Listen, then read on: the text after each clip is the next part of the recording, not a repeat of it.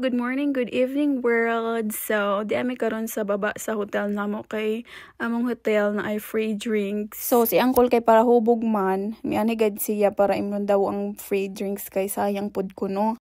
So, after na mo dira mag-dinner mi sa gawas. Ang nakaganap ito sa work ni Ken kay every na siya business trip, ang iyang company ang magbayad sa hotels. Ug napon siya allowance para sa meals niya, which is every day is $55.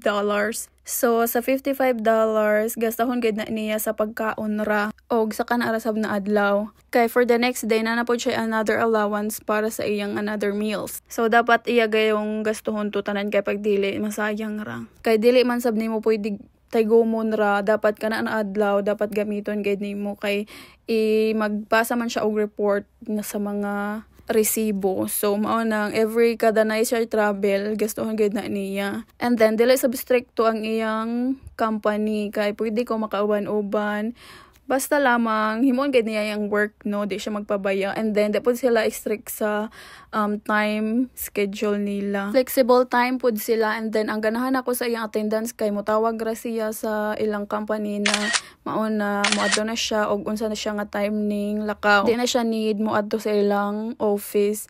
Kay field service man gud siya, so most of the time sa iyang mga work nagad siya sa gawas o mostly travel ang iyang work. So mao nang karon samtang wapata ka trabaho, no, iya kong giuban-uban para po di ko gamos diri sa bahay, may na lamang makaadto puntang laing states. So, maulagi na, nami diri sa Red Lobster. Kuan ni siya, seafoods, malamang, di ba? Red Lobster, charot. Bitaw. So, first time na ni diri kay doger gid ko nagingon sa iya nga moadto lagi tag seafoods, kay di man siya hili og seafoods good. Pero, ena siya sa una daw, nag-work daw siya diri atong bata pa siya. So, kan nga time, naglibog mi sa among kuhaon dira kung lobster ba, or crab legs or nice steak.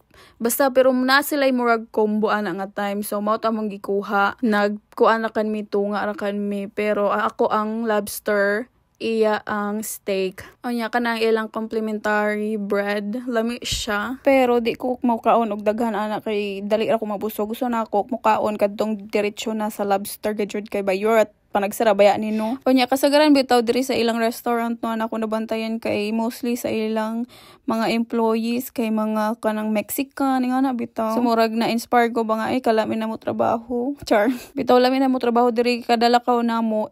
Nagajoy pasking hiring bitaw na di gyud para sa Pilipinas nga unja dali ra ka madawat diri bayot o pagajoy daghay mga requirements di pa ka mapobre adi sir ka makasud sa ilang trabaho diri mao nay naka-advantage diri sa ila kay bisag kan mo graduate dai makatrabaho jud ka ag sa ato dira dai bisag mahugasay plato dapat 4 years graduate jud ka no Ginoo ko Lord. Unya di pa gyud na basta-basta makasud kung way imong experience 3 years experience nga trabaho. Ginoo ko unsaon na natong pag-experience kung di tadawaton kay way atong experience. Unja ang sweldo ra ba kay 300 ra kada adlaw, Ginoo ko. Unja ang pamiliton grabe ka mahal. Unsaon paglambo. So man nalagyan na dira na namong pagkaon. Grabe ka lamig gyud ang lobster. So ako ang lobster iyang steak. Unya ako sa bang broccoli iyang fries, tapos na ay shrimp dira kanang murag fried ako na ang iya kadtong murag garlic shrimp.